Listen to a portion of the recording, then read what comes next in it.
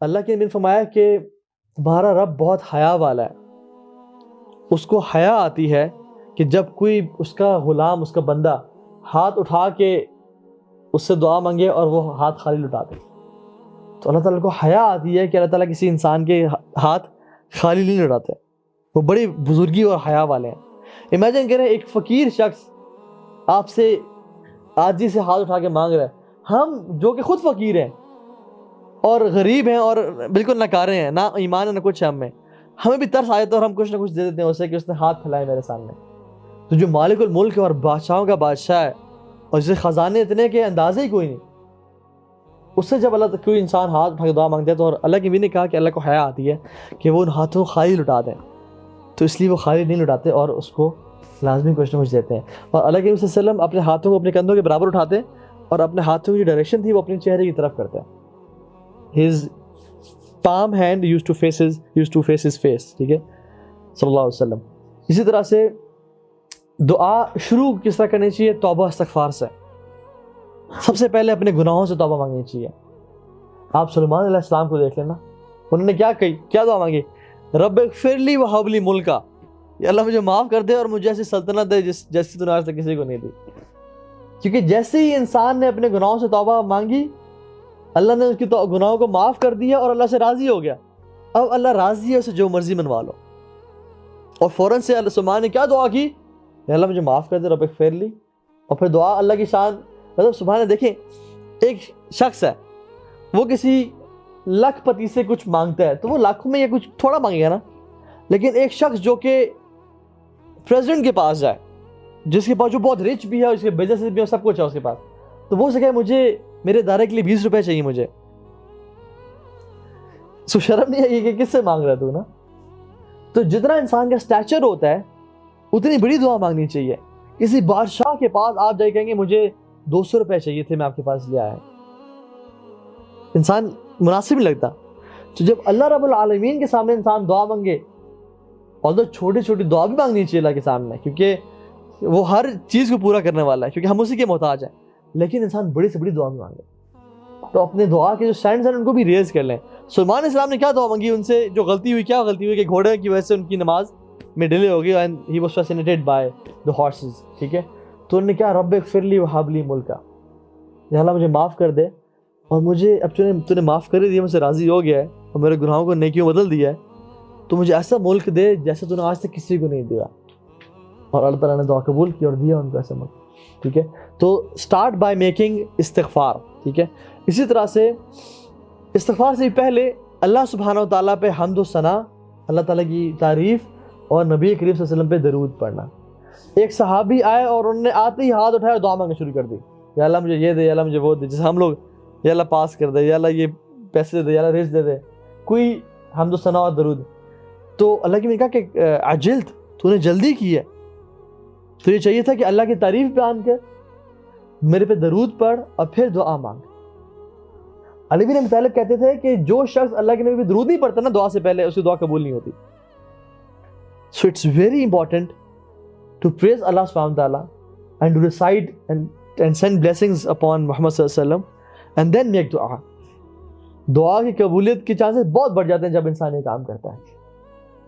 اور اللہ کی تعریف، بہت ساری دعائیں ہیں، ابھی ہم آگے ذکر کرتے ہیں، چلے میں بھی بتاتا آپ کو انشاءاللہ. ٹھیک ہے، لیکن اللہ تعالیٰ کی تعریف بیان کرنا. اسی طرح سے نیور سے کہ یا اللہ اگر آپ چاہیں تو یہ قبول کر لیں. کبھی نہ کہیں یا اللہ مجھے دے دیں، اگر آپ چاہیں تو یہ قبول کر لیں. کبھی ایسا نہ کہیں، کیونکہ حدیث میں آتا ہے اللہ کہ کوئی شخص اللہ تعالیٰ کو مجبور تو کر نہیں سکتا. تو کہہ سکتے کہ یا اللہ اگر ہم نہ بھی چاہیں تبھی دینا آپ نے. کوئی شخص اللہ کو مجبور نہیں کر سکتا. اللہ تعالیٰ جو چاہتے ہیں خود کرتے ہیں. تو ڈونٹ سے کہ اگر آپ چاہیں تو قبول کر لیں، یا دعا کرتے ہوئے انشاءاللہ نہیں بولنا چاہیے. کبھی کبھی انسان کے منہ سے نکل جاتا ہے انشاءاللہ، کہ نہیں بولنا چاہیے اس کو. ٹھیک ہے، کہ اگر آپ چاہیں. دعا کیسے مانگنی چاہیے؟ ادعوا اللہ وانتم موقنون بالاجابہ. دعا اس طرح مانگو کہ تمہیں یقین ہو وہ قبول ہوگی. اللہ کی میں نے خود فرمایا، حدیث ہے کہ دعا تم اس طرح مانگو کہ جس طرح تمہیں سچے دل سے یقین ہو کہ وہ قبول ہونی لازمی ہونی. اور اللہ تعالیٰ خود کہتے ہیں کہ انا عند ظن عبدی بی، میں اپنے بندے کے گمان کے مطابق ہوں جس طرح مجھ سے وہ گمان کرتا ہے. اور ایک اور حدیث میں آتا ہے اللہ غافل دل سے دعا کبھی قبول نہیں کرتے. ٹھیک ہے، تو یہ چیز. اسی طرح سے اللہ کے نبی صلی اللہ علیہ وسلم دعا مانگتے ہوئے ریپیٹیشن کرتے ہیں، کیونکہ وہ کہتے ہیں کہ اس پہ تکرار کرو، ریپیٹڈلی پڑھو، کیونکہ تم اللہ سے دعا مانگ رہے ہو۔ رسول اللہ صلی اللہ علیہ وسلم جب بھی کوئی سوال کرتے تو ریپیٹڈلی کرتے، 3 دفعہ کرتے، یا جب بھی کوئی اللہ تعالیٰ کی سے کوئی کی حمد و ثنا اور تعریف بیان کرتے اور کچھ مانگنا چاہتے تو اس کو ریپیٹڈلی کرتے، جس کی وجہ سے انسان میں عاجزی اور انکساری بھی بڑھتی ہے اور اللہ تعالیٰ کو بھی یہ چیز پسند ہے، ٹھیک ہے۔ غافل ہارٹ میں جگہ کے لیے اور یقین سے مانگنی چاہیے، میں نے آپ کو حدیث بتا دی، ادعوا اللہ وانتم موقنون بالاجابہ، کہ تم اس طرح مانگو جس طرح تمہیں یقین ہو۔ اسی طرح سے رسول صلی اللہ علیہ وسلم اکثر رو کے دعا مانگتے ہیں، رو کے دعا مانگنا بھی اس کی قبولیت بہت بڑھا دیتا ہے۔ ایک حدیث میں آتا ہے کہ رسول اللہ صلی اللہ علیہ وسلم نا بیٹھے ہوئے تھے اور کچھ صحابہ ان کے پاس اکٹھے ہوئے، اور یہ ان کے آخری دنوں کی بات ہے، تو انہوں نے کہا، جب صحابہ بیٹھے تو انہوں نے کہا کہ ابراہیم علیہ السلام نے دعا مانگی کہ ربی انہن اضللن کثیر من الناس فمن تبعنی فانہ منی ومن عصانی فانک انت الغفور الرحیم، اپنے لوگوں کے لیے دعا مانگی کہ یا اللہ، آپ یہ جو میری قوم کے لوگ ہیں انہوں نے اکثر لوگوں کو گمراہ کیا کیونکہ یہ دین پہ نہیں آئے، جس نے میری اطاعت کی وہ تو میرے میں سے ہے، لیکن جس نے میری نافرمانی کی تو آپ بڑے غفور رحیم ہیں۔ انبیاء کا دل دیکھیں آپ، جس نے تو میری اطاعت کی وہ تو میرے میں سے ہے، ومن عصانی فانک انت الغفور الرحیم، جس نے مجھے نہیں بھی مانا نا آپ تو بڑے غفور رحیم ہیں۔ اور پھر کہا لگی نے کہ عیسیٰ علیہ السلام نے دعا مانگی اللہ تعالیٰ سے کہ ان تعذبهم فانهم عبادک وان تغفر لهم فانک انت العزیز الحکیم، اگر یا اللہ آپ ان کو عذاب دینا چاہیں تو یہ آپ کے بندے ہیں، لیکن اگر آپ معاف کرنا چاہیں تو آپ ہر چیز پر قادر ہیں، بڑی حکمت والے ہیں۔ اور کہتے ہیں کہ اور میرے لیے تو اللہ کی میرے ہاتھ اٹھایا اور کہا کہ یا ربی امتی امتی، یا ربی امتی امتی، اور وہ رونے شروع ہو گئے۔ تو اللہ سبحانہ تعالیٰ کو جلال آیا اور اللہ تعالیٰ نے جبریل علیہ السلام کو بھیجا کہ پوچھو محمد صلی اللہ علیہ وسلم کو کیا چیز رلا رہی ہے، اور اللہ تعالیٰ ہر چیز جانتے ہیں۔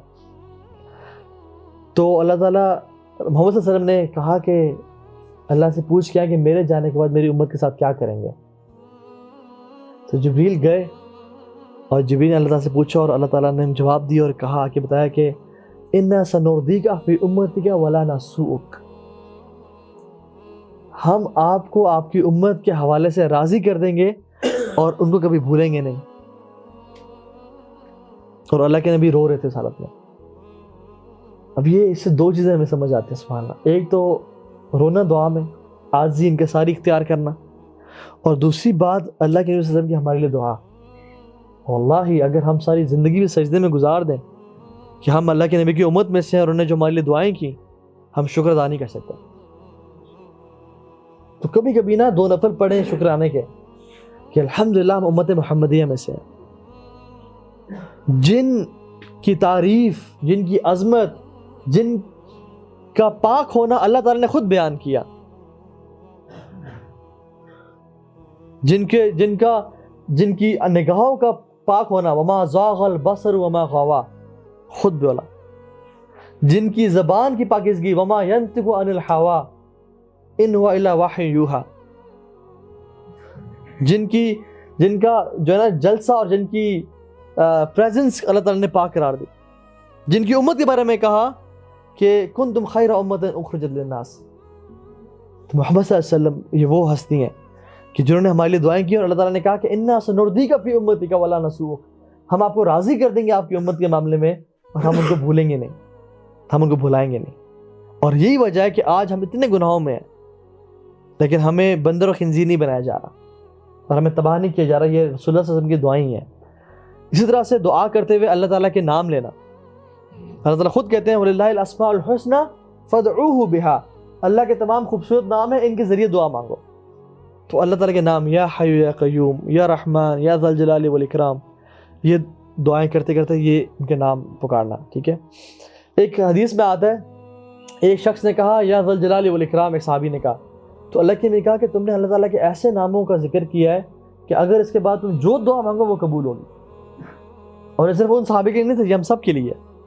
جو شخص کہتا ہے یا ذا الجلال والاکرام، اس کے بعد جو دعا مانگے گا وہ قبول ہوگی، ایکسیپٹ ان دعاؤں کے جو کہ حرام دعائیں ہیں، جیسے کسی کے لیے برا چاہنا یا کسی کی قطع تعلق کی لیے دعا کرنا یا کوئی ایسی بری دعا کرنا، ایکسیپٹ ان دعاؤں کے، ٹھیک ہے۔